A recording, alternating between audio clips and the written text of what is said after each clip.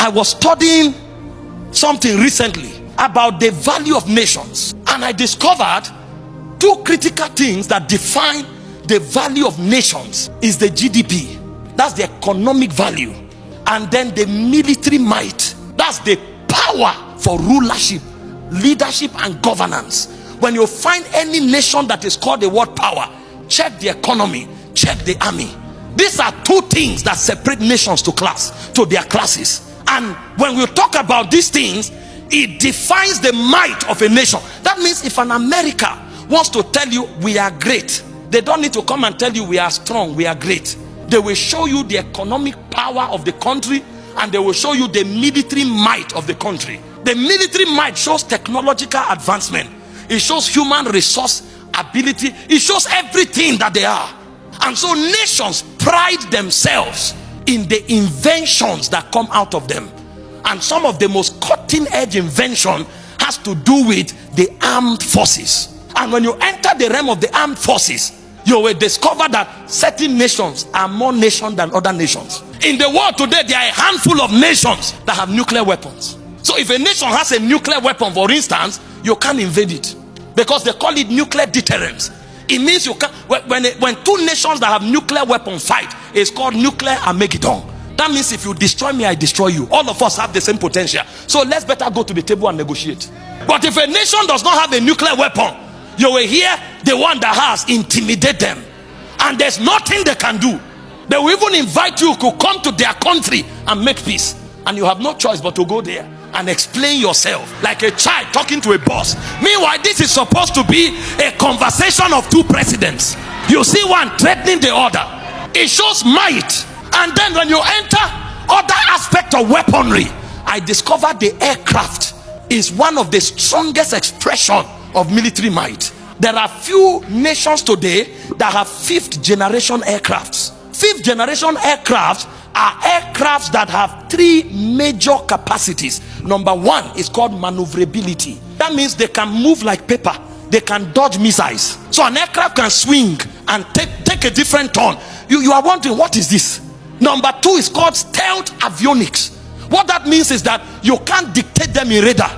They will pass your country, do what they want to do. You will hear on the news that they destroy something, and you are wondering, when did you come? Your radar can't dictate it. You can't know they came. And number three is speed. So these aircrafts can fly at the speed of Mach 2.0. That is 2 times the speed of sound. They are called fifth generation aircrafts. Russia has what they call Su-57. America has what they call F-35, F-22, B-2 Spirit bombers. So when this country want to show their power, you know what they do? They just parade it. Look around, advise yourself. This is a no-go area. Advise what? Yourself. So when you see those aircrafts, you will calm down, because two can visit your country. When they leave, it will not be the same. That's how they showcase their power. Guess what? When God wanted to showcase his power, you know what God presented? Let us make man. Let us make man. In man is the wisdom of God. In man is the glory of God. In man is the power of God. So when we show up in the spirit realm, we can cast out devils. The Bible said the manifold wisdom of God is demonstrated by the church. See, no creation called God a name. Only the angels, and what they called him was holy. Holy is not a name. It means you are in your own class. But when we came, we said Jehovah Shammah, Jehovah Nissi, Jehovah Jireh, I am that I am, El Elyon. And the angels are wondering. That's why Psalm 8 verse 4 said, what is man that thou art mindful of him? What is man that you visit him? You made him a little lower than the angel. Man is not a commodity. Man is not cheap. Man is the expression of the glory of God. In Ephesians 2 verse 10, it said we are his workmanship. When God wanted to look at you, for instance, we are the only creatures that have 3 lives. There's life in your blood. Leviticus 17:11. That's what powers your flesh. So you can relate with a dog. It's called animal life. There's life in your soul. You are able to think at a realm beyond other animals. Genesis 2 verse 7, he breathed into his nostril, he became a living soul. And there's another life in your spirit.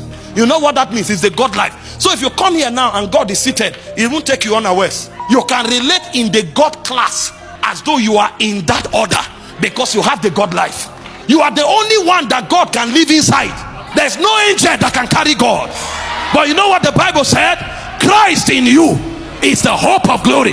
The fullness of God can dwell in you. He said, I have put eternity in their heart.